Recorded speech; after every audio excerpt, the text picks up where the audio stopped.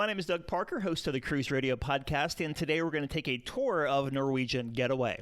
Before we get to the tour, if you'd like to see more ship tours, subscribe to the channel and give the video a thumbs up. So first, the facts. Getaway was launched in 2014. She carries 3,963 guests, 1,068 feet long, and weighs in at 145,544 gross registered tons. As far as staterooms, Norwegian Getaway offers a variety of options ranging from the 932 square foot deluxe owner suite, which is located in the upscale Haven area, down to the studio cabins, which come in at 99 square feet. The studio cabins were specifically designed for the solo travelers. The stateroom decor is warm and modern, and I'm happy to report that all the showers on the ship do have glass doors and not those plastic shower curtains. So let's get started with the tour. Deck 5 is all staterooms with the exception of the medical center, so we'll jump up to Deck 6. Two of the ship's three main dining rooms are located on Deck 6, Taste and Savor. They're located towards the back of the ship and directly across from one another. The menus at all three dining rooms are exactly the same each night, and because Norwegian is all about freestyle cruising, you don't need a reservation. In fact, you can only get an early or late reservation in the main dining rooms. Everything else is always first come, first serve. Between the two restaurants is the Mix Bar, a great place to get a pre-dinner drink or just wait to be seated. The third main dining room is located one deck up, the Tropicana room, which is also known as the Manhattan room on other Breakaway-class ships. This one is designed to have the feel of a supper club and often features live music. Forward of the dining rooms is Le Bistro, the French restaurant in the teppanyaki Japanese steakhouse. Le Bistro is a great date night locale, while teppanyaki is a lot of fun, especially if you're dining with a group of people. Both of these are a la carte, meaning they are not included in your cruise fare. Now, all the way forward on this deck is the Illusionarium. This is where they hold the 4 fees, so it is extra. It's a dinner show that revolves around a magic theme.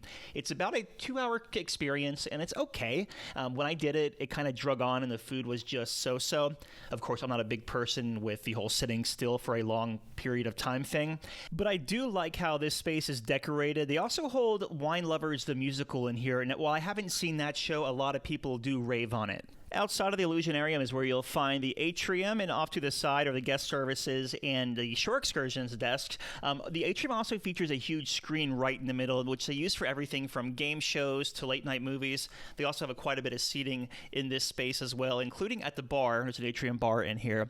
Straight above the Atrium is O'Sheehan Sports Bar, which has more seating overlooking the Atrium, so you can actually look down into the Atrium if you're up there one deck above. It's a good place to head if you want to grab some wings and watch whatever's going on down below. There's also a coffee shop in the Atrium, and just off of this area, you'll find a meeting room, a card room, and a library. Up to deck number 7 forward is where the box office is located. This is where you make all your reservations. The main theater is also here as well. This is where all the shows are held on Norwegian Getaway, and it's only one level. The theater does have stadium style seating, so there's really not a bad seat in the house here and really no sightline issues. Outside of the theater, it's where you'll have an aft bank of elevators followed by O'Sheehan's, which offers that decent variety of food 24/7. And I can attest to this. Go in there and get the wings. They are really good, and they're still free. So I say free, they're included in your cruise fare, for those who want to correct me. But good food there 24/7, and they also serve a pretty good breakfast. And then located within O'Sheehan's is an arcade with a miniature bowling alley. Do be warned though, this area can get pretty crazy after the bars close, since they do serve munchies 24/7. Just forward of O'Sheehan's is the casino, which is a pretty massive space since it circles all the way around the chandelier at deck 7, but of the 678 Ocean Plaza.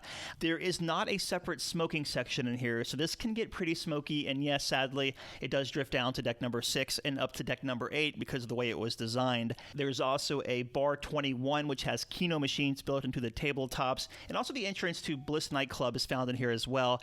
When weather prevents them from holding some of the theme parties outside, it gets moved into the Bliss Nightclub. Finally, on deck number 7, remember earlier we mentioned the Tropicana room. That's the third of the main dining rooms, and it's located on this deck on the very back, so deck 7 aft. aft. Now, moving on to deck number 8, this is home to La Cucina Italian restaurant, and across the hall is Fat Cat's Blues Club. Most nights there's a live blues band playing in here, but they also host things like karaoke as well.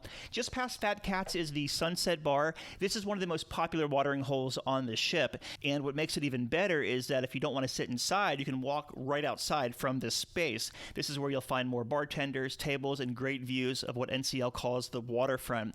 This is basically an outside promenade running along both sides of deck number 8. Also, a lot of venues extend out onto it as well, including several of the restaurants. So if you want to eat like Cagney Steakhouse outside instead of inside, that's an option for you. The Mojito Bar, all that is both on the inside and outside as well. Now, just off the Sunset Bar is the Humidor Cigar Bar. Interestingly, this is only for cigar smokers. They don't allow cigarettes to be smoked in this space. On the opposite side of the ship, you'll find Sugarcane Mojito Bar, which has live nightly entertainment, usually a piano player in there. The Sky Vodka Ice Bar is next. Now, this is frankly just a giant freezer with some ice sculptures in here, but hey, it's a fun photo op.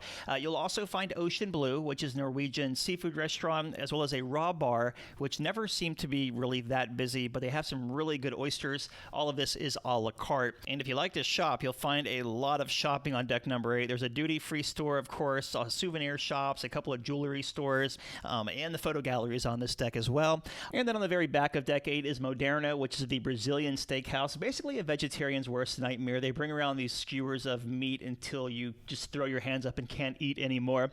And then on the opposite side of that is Cagney's. That's Norwegian's like signature steakhouse. You'll want to make reservations for Cagney's. This restaurant probably books up the quickest on the sailing, at least on my sailing it did, but a really solid steak here in good portions as well. However, this one is a la carte, so you're not going to pay a set fee to eat at Cagney's. You're going to pay everything a la carte unless it's part of your dining package, then you're pretty much covered. Also, between the two steakhouses, between the Brazilian steakhouse and Cagney's, is going to be the Meridian Bar. That's just one of those pre-dinner drink bars. Nothing too fancy here, but a good place to kill the time while you're waiting to be seated.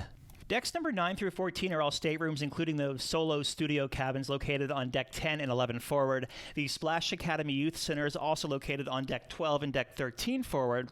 And then deck number 15 is where the public spaces begin again. This is where you'll find the spa and the gym. The gym is divided into two different spaces. So you have the traditional gym with your equipment like the treadmills and the bikes, and then across the hall is a separate space for weight training. And then you have the spa up here as well, where you'll find the massage rooms, the barber shop for the men, salon for the ladies, and then exiting this area, you'll come right onto the pool deck. And that features two pools, several hot tubs, a splash area for the kids, the waves bar. You'll also find the entrance to the water park here. Now, exiting the pool deck, you'll head into the Garden Cafe Buffet, which offers a variety of stations which are mirrored on both the port and starboard side. There's also a station outside of the buffet which has like burgers, fries, desserts. So if you want to grab something on the go but don't want to go inside the buffet area, you can do that here. Deck 16 is next, and a large chunk of Deck 16 is taken up by the Haven, Norwegian's ship within a ship concept. This area has its own bar, restaurant, pool. This deck also is where you'll find those towering water slides, the rock climbing wall, jogging track, Jimmy Buffett's Margaritaville, which, by the way, is an a la carte restaurant. Further back is the teen area in the video arcade, but the real hot spot here on Deck 16 is Spice H2O. This is one of two adult-only venues on the ship. Now, this one is available to anyone at no cost, as opposed to Vibe, where you have to pay to get into that, but we'll get to that in a moment. Spice H2O does feature two hot tubs, a lot of loungers, and a bar, and weather permitting, they hold those late-night theme parties here. Up to deck number 17 we go. This is where you'll find the sports complex, which is comprised of the basketball court, a miniature golf course, and the entrance to the ropes course, which is definitely not for the faint of heart. And at the opposite end of deck number 17 is the Vibe Beach Club. This is the other adults-only venue. Now, they only sell a limited number of passes to this space because it does feature a private bar, a hot tub, and loungers with those nice thick cushions. Now, despite the fact that they recently hiked the prices pretty significantly here, this area does still sell out, especially on trips to the warmer climates. So if you want to get a Vibe Beach Pass, get on board early and head right to guest services. There are also two different sun decks on Deck 17, one public space just outside the Vibe Beach Club and the other one which is closed off for the use of Haven guests only. Those wanting to lay out in the sun and be far away from everyone as possible can head up to deck number 18, but be warned, there's no bar up there, so you will have to go downstairs to get a drink. All right, so that'll do it for our tour of Norwegian Getaway. If you like this video and you'd like to see more ship tours, subscribe to the channel and give the video a thumbs up. A few last-minute pieces of advice here. While NCL does like to promote the freestyle concept and it says you don't need reservations for shows and restaurants, it's still a good idea to make them, especially if you have any places you really want to try. If you're looking for a great place to relax on here, maybe read a book, head to the waterfront. There's an assortment of seating areas, including couches that are even perfect for napping on. And finally, if you're a solo traveler, definitely give this ship a look. This particular class of Norwegian ship is really well designed with a solo traveler in mind, and it's really accommodating if you're traveling by yourself. My name is Doug Parker. I'm the host of the Cruise Radio podcast and the Cruise Radio Daily News Briefs. You can find both of those where you listen to your favorite show. Just punch in Cruise Radio or Cruise Radio News wherever you listen to your favorite podcast. What do you think about Norwegian Getaway? Have you sailed her? Do you have any plans on sailing her? What do you think? Let me know in the comments below. And thank you so much for watching.